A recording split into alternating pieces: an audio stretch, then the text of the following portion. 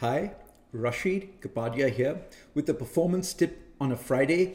This is the final in a series of Be Better Rested series. It's a summary.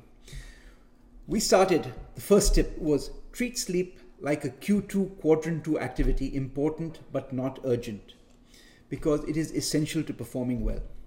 In our second tip, we went to Stanford, a research lab where they required athletes to sleep a little bit longer, and they saw a corresponding improvement in performance, and it has become something all sports teams pay attention to.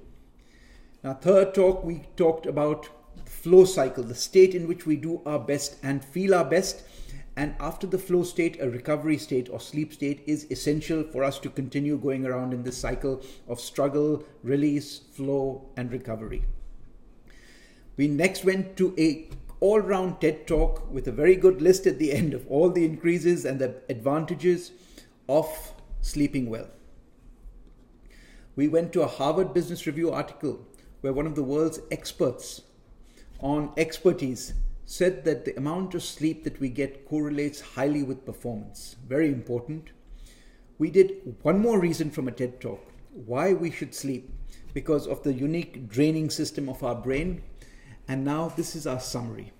I'll put the links to all 6 of the previous talks down there, and I hope you will seriously consider the necessity for Q2 thinking as you plan your rest, recovery, and sleep. Good luck.